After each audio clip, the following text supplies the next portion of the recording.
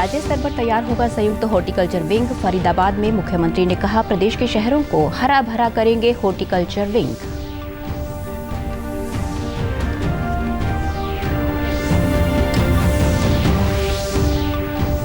विश्वविद्यालयों ने पाई खेलो India university games के टॉप 10 में जगह। 25 स्वर्ण पदक सहित कुल 80 पदक जीते।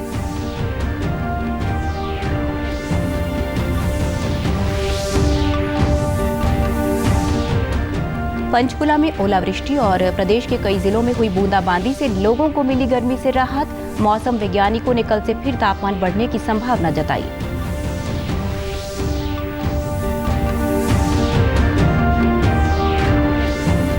और हिसार की बेटी सम्मी बनी खेल कोटे से सीधे सैन्य पुलिस में भर्ती होने वाली पहली भारतीय महिला। हिसार के डाटा गांव के किसान कुलदीप की बेटी हैं सम्मी। नमस्कार, मैं सारिका शर्मा। अब समाचार विस्तार से। मुख्यमंत्री मनोहर लाल ने कल फरीदाबाद महानगर विकास प्राधिकरण के विकास कार्यों की समीक्षा की और कहा कि प्रदेश के शहरों को हरा भरा करने के लिए राज्य स्तर पर संयुक्त हॉर्टिकल्चर विंग तैयार किया जाएगा। इस विंग को अपनी नर्सरी और अन्य संसाधन भी उपलब्ध होंगे। मुख्यमंत्री के साथ केंद्रीय ऊर्जा एवं भारी उद्योग राज्य मंत्री कृष्णपाल गुर्जर, प्रदेश के परिवहन मंत्री मूलचंद शर्मा, फरीदाबाद के विधायक नरेंद्र गुप्ता, तिगांव के विधायक राजेश नागर, पृथला के विधायक नयनपाल रावत, एनआईटी के विधायक नीरज शर्मा, विधायक सीमा त्रिखा भी थे। मुख्यमंत्री ने कहा कि फरीदाबाद शहर के विकास के लिए 450 करोड़ रुपए के विकास कार्यों को मंजूरी दी गई है। इसके साथ ही फरीदाबाद महानगर विकास प्राधिकरण के 586 करोड़ रुपए के बजट को मंजूरी भी दी गई है। योजना सब बनी है और इस साल का बजट भी उसमें पास किया गया है और उसमें भी जो डिमांड रखी गई है एफएमडीए के जो सीट्स का है, जहाँ से उनको पैसे आने हैं, वो भी अलग अलग विभागों का, चाहे म्यूनिसिपैलिटी देगी या ईडीसी है, आईडीसी है, श्रम ड्यूटी है अथवा सरकारी जो भी कुछ ग्रांट उनको मिलनी है, उसकी प्लान सारी बना दी गई है। लगभग 586 करोड़ रुपया नए वर्ष का जो बजट बना है वो उपलब्ध कराया गया है। मुख्यमंत्री ने कहा कि सिटी बस सर्विस को 50 बसें दी गई थी और ये सेवा फरीदाबाद शहर में बेहतरीन कार्य कर रही है। भविष्य में इस बेड़े में 150 नई बसें शामिल करने पर विचार किया जा रहा है। उन्होंने कहा कि भविष्य में इलेक्ट्रिक बसों पर फोकस रहेगा। मुख्यमंत्री ने कहा कि ग्रेटर फरीदाबाद में एक लोकल बस अड्डे की जगह चिन्हित करने के निर्देश दिए गए हैं। लोकल बस सर्विस है, सिटी बस सर्विस, इसमें 150 बसें और जुड़ी जाए, खास करके छोटी बसें, मिनी बस जो बड़ी बस है चलिए 50, ये बसें और जुड़ी जाएंगी, उससे भी लाभ होगा उसका। पहले के 3 बस स्टैंड पहले हैं, एक हमारा एनआईटी में बस स्टैंड है और एक बल्लभगढ़ में है, तीसरा सेक्टर 12 में बन रहा है। इसके बाद एक बस स्टैंड जो फरीदाबाद है उसमें और बनाया जाए और जो सारी जो बसें और आएगी, इन सबका कोई डिपो, एक वर्कशॉप इसके बनाने की जो चर्चा हुई है, जमीन एक बार हमारी की जाएगी, उसके बाद बेंगलुरु की जैन यूनिवर्सिटी में कल संपन्न हुई खेलो इंडिया यूनिवर्सिटी गेम्स में हरियाणा के 2 विश्वविद्यालयों ने टॉप 10 में अपना स्थान बनाया। दोनों विश्वविद्यालयों ने 25 स्वर्ण पदक सहित कुल 80 पदक जीते। केंद्रीय गृह मंत्री अमित शाह समापन समारोह के मुख्य अतिथि थे। उन्होंने विजयी प्रतिभागियों को सम्मानित किया। समापन समारोह में रंगारंग कार्यक्रम का आयोजन किया गया, जिसमें कर्नाटक की जैन यूनिवर्सिटी चैंपियन रही। 5वें नंबर पर महर्षि दयानंद विश्वविद्यालय ने कुल 41 पदक जीते, जिनमें स्वर्ण पदक 14 रजत और 13 कांस्य पदक शामिल हैं। कुरुक्षेत्र विश्वविद्यालय 7वें नंबर पर रहा, जिसने 10 स्वर्ण, 11 रजत, 18 कांस्य पदक सहित कुल 39 पदक जीते। खिलाड़ियों को संबोधित करते हुए केंद्रीय गृह मंत्री ने कहा कि प्रधानमंत्री नरेंद्र मोदी ने जो रोड मैप बनाया है, उसके अनुसार देश जब 2047 में आज़ादी का शताब्दी वर्ष मनाएगा, तब ओलंपिक की मेडल की तालिका में भारत 1 से 5 नंबर के बीच में गौरव के साथ खड़ा हुआ दिखाई पड़ेगा। गज गज फूल जाती है और देश भर में फटाके जाते। ये परिवर्तन 2014 से 2022 के अल्प कालावधि में आया है और मैं ये आजादी का अमृत महोत्सव है, मैं स्पष्ट रूप से आगे का रोड मैप दे सकता हूं जो मोदी जी ने बनाया है। देश जब 2047 में आजादी की शताब्दी मनाएगा, ओलंपिक की मेडल की तालिका में भारत 1 से 5 नंबर के बीच में गौरव के साथ खड़ा हुआ दिखाई। पंचकुला में आज कुछ स्थानों पर ओलावृष्टि हुई, जिसके बाद ठंडी हवाएं चली और लोगों को गर्मी से कुछ राहत मिली है। वहीं हिसार, सिरसा, यमुनानगर, अंबाला सहित प्रदेश के काफी जिलों में भी आज बूंदाबांदी और बारिश हुई। हालांकि मौसम वैज्ञानिकों ने कल से तापमान में बढ़ोतरी की संभावना जताई है। मौसम विभाग के निदेशक मनमोहन सिंह ने बताया कि इस बार मार्च व अप्रैल माह में तापमान सामान्य से 6 से 8 डिग्री सेल्सियस अधिक रहा।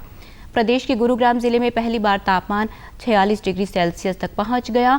उन्होंने बताया कि मई महीने की शुरुआत में ही पश्चिमी विक्षोभ के कारण तापमान में गिरावट दर्ज हुई है।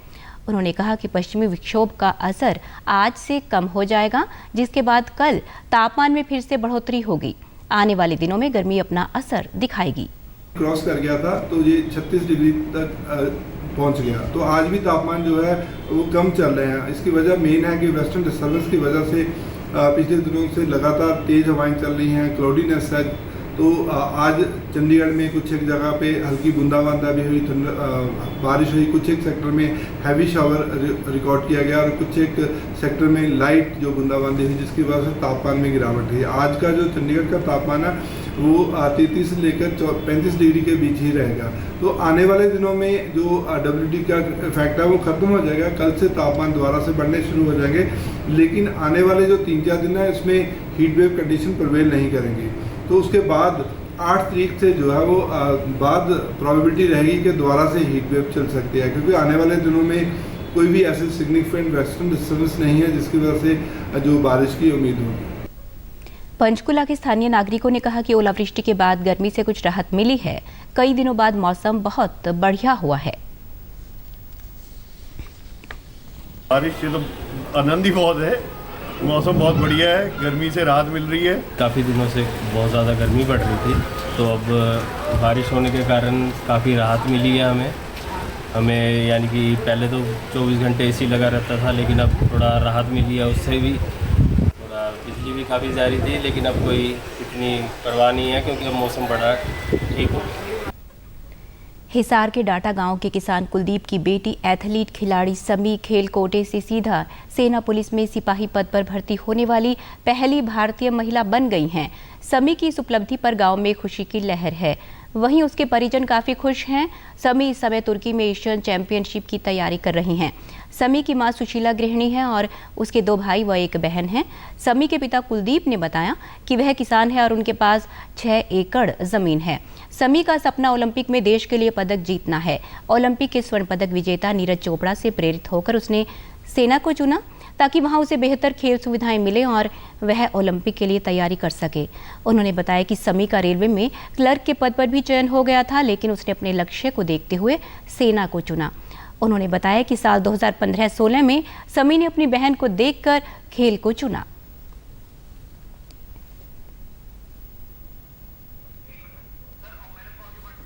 बात की बहुत बड़ी खुशी है। सुबह शाम का 6-7 घंटे प्रैक्टिस करे, 3 घंटे सुबह 3 घंटे शाम ने। और संघर्ष तो उसका नीति है जी, ओलंपिक खेलने की है जी, बड़े तो बड़ी। तो और खूब खुशी हुई है।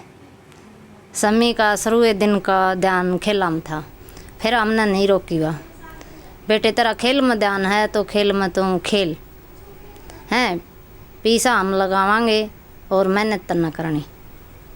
फिर उसने आपकी मेहनत पूरी करी। उन्होंने हमारा घर का परिवार का भी खूब नाम रोशन किया, गांव का भी किया। अब तो वो देश का भी नाम रोशन करना चाहती है। नुका है इसी लाइन पर मेरे परिवार की लड़कियां लाइन भी सुधार दी उसने, और बहुत अच्छा काम कराया। हमने हमारी लड़की पर बहुत गर्व है, बहुत खुशी है, बहुत ज़्यादा खुश हैं हमें। सारा परिवार हमारा, सारा गांव गुआंढ भी खुश हैं जी। समी ने बताया कि उसका चयन सीधे जूनियर वर्ल्ड चैंपियनशिप से हुआ है। समी ने इस उपलब्धि का श्रेय अपने कोच, भाई और परिजनों को दिया है। ज्वाइनिंग किया है। मेरा सीधा भर्ती जूनियर वर्ल्ड चैंपियनशिप से हुआ है, और इसमें सबसे ज़्यादा योगदान मेरे घर वालों का, मेरे कोच का, डॉक्टर रमेश सिंधु, मेरे भाई सुनील का सबसे ज़्यादा योगदान रहा है, और आप सबका आशीर्वाद मेरे साथ है। प्रधानमंत्री नरेंद्र मोदी ने एक वीडियो संदेश के माध्यम से आपदा अनुकूल अवसंरचना पर अंतर्राष्ट्रीय सम्मेलन 2022 को संबोधित किया। सम्मेलन को संबोधित करते हुए प्रधानमंत्री ने 2070 तक नेट जीरो कार्बन उत्सर्जन का लक्ष्य प्राप्त करने की भारत की प्रतिबद्धता को दोहराया। प्रधानमंत्री ने लोगों को बुनियादी सेवाएं प्रदान करने के भारत के प्रयासों को साझा करते हुए कहा कि भारत सबसे गरीब और कमजोर लोगों की जरूरतों को पूरा करने के लिए हमेशा प्रतिबद्ध है। Infrastructure growth story, and that is exactly what we in India are trying to do. As we scale up the provision of fundamental services in India, from education to health, from drinking water to sanitation, from electricity to transport, and much more, we are also tackling climate change in a very direct way. वहीं प्रधानमंत्री ने आने वाली पीढ़ियों के लिए भी आपदा अनुकूल अवसंरचना बढ़ाने पर जोर दिया। उन्होंने उल्लेखनीय पहल करने और अनुकूल अवसंरचना को मजबूत करने के लिए आपदा अनुकूल अवसंरचना की सराहना की। For us, it's quite clear, with modern technology and knowledge at our disposal, can we create resilient infrastructure that is built to last? To make our future resilient, we have to work towards a resilient infrastructure transition, which is the primary focus of this conference. केंद्रीय उद्योग एवं वाणिज्य राज्य मंत्री सोम प्रकाश ने आज बहादुरगढ़ में HSIIDC स्थित फुटवियर पार्क व FDI फुटवियर क्लस्टर का दौरा किया। केंद्रीय मंत्री ने उद्यमियों के साथ फुटवियर पार्क में जूता निर्माण की प्रक्रिया देखी और FDI फुटवियर क्लस्टर में श्रमिकों के कौशल निखार के लिए स्थापित प्रशिक्षण केंद्र की सुविधाओं का भी मुआयना किया। FDI के सभागार में उद्यमियों को संबोधित करते हुए केंद्रीय मंत्री ने कहा कि प्रधानमंत्री नरेंद्र मोदी का सपना है कि भारत आत्मनिर्भर देश बनकर उभरे। देश को आत्मनिर्भर बनाने के लिए औद्योगिक उत्पादन को बढ़ाना सबसे अहम है। देश में उद्यम फ्रेंडली माहौल बनाने के लिए ease of doing business single window clearance system की नीति बनाकर लागू की गई है। केंद्रीय मंत्री ने कहा कि हरियाणा ने औद्योगिक उत्पादन के क्षेत्र में उल्लेखनीय उन्नति की है। बहादुरगढ़ फुटवियर क्लस्टर काफी अच्छा है। कई विश्व स्तर की कंपनियां यहां कार्य कर रही हैं। 80 वर्ष की उम्र में बुजुर्ग अक्सर दूसरों का सहारा लेकर ही चलते हैं, लेकिन हम आज आपको एक ऐसी महिला से मिला रहे हैं जिनकी उम्र बेशक 80 वर्ष की है, लेकिन जज्बा 18 वर्ष का है। भिवानी की 80 वर्षीय महिला संतोष देवी ने 27 अप्रैल से 1 मई तक चेन्नई में आयोजित नेशनल मास्टर्स एथलेटिक्स चैंपियनशिप में न सिर्फ भाग लिया बल्कि 3 पदक भी जीते। उन्होंने 100 मीटर और 200 मीटर दौड़ में 2 स्वर्ण पदक और जेवलिन थ्रो में रजत पदक जीता है। संतोष की पुत्रवधू डॉक्टर ललिता मलिक ने बताया कि वो खुद एक खिलाड़ी हैं और उनके पति रविंद्र मलिक जो भिवानी में तहसीलदार के पद पर कार्यरत हैं, वे भी खिलाड़ी हैं। उनकी सास योग के साथ दौड़ का अभ्यास भी करती थी। चेन्नई में नेशनल मास्टर्स एथलेटिक्स चैंपियनशिप का पता चला तो उन्होंने अपनी सास का नाम भी लिखवा दिया और परिणाम सबके सामने है। परफॉर्म किया, जैवलिन में, रेस में उन्होंने गोल्ड लिए। तो आगे हमारे कॉम्पिटिशन्स फिर नेशनल्स के लिए हम लोग चेन्नई गए। वहाँ पे भी मदर इन लॉ ने बहुत अच्छे से परफॉर्म किया। शी वॉन 2 गोल्ड मेडल और 1 उन्होंने सिल्वर मेडल लिया, जैवलिन थ्रो में गोल्ड मेडल, रेस में। उसके बाद मतलब शी इज़ वेरी हैप्पी, बहुत खुश है वो और बहुत मोटिवेटेड है। वहीं संतोष देवी ने कहा कि उनके खेल में उनके बच्चों ने बहुत उत्साहवर्धन किया, जिसकी बदौलत वे आज भी खेल रही हैं। उन्होंने सभी युवाओं से आह्वान किया कि खान-पान और कसरत के सहारे वे किसी भी उम्र में अपने सपने को साकार कर सकते हैं। मैं 3 मेडल जीत के लाई, 2 गोल्ड 1 सिल्वर।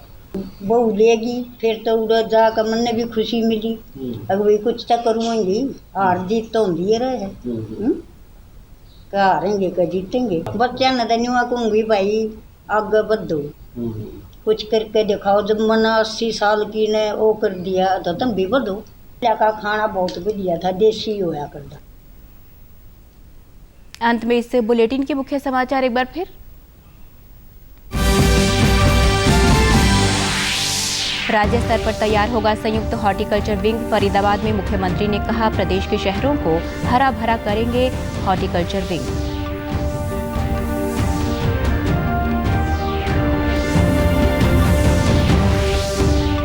प्रदेश के 2 विश्वविद्यालयों ने पाई खेलो इंडिया यूनिवर्सिटी गेम्स के टॉप 10 में जगह। 25 स्वर्ण पदक सहित कुल 80 पदक जीते।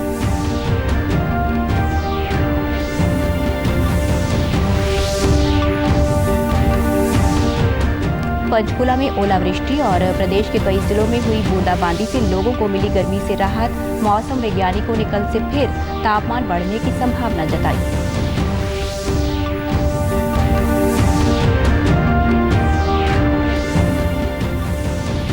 और हिसार की बेटी सम्मी बनी खेल कोटे से सीधे सैन्य पुलिस में भर्ती होने वाली पहली भारतीय महिला। हिसार के डाटा गांव के किसान कुलदीप की बेटी है सम्मी। समाचारों में आज बस इतना ही। नमस्कार।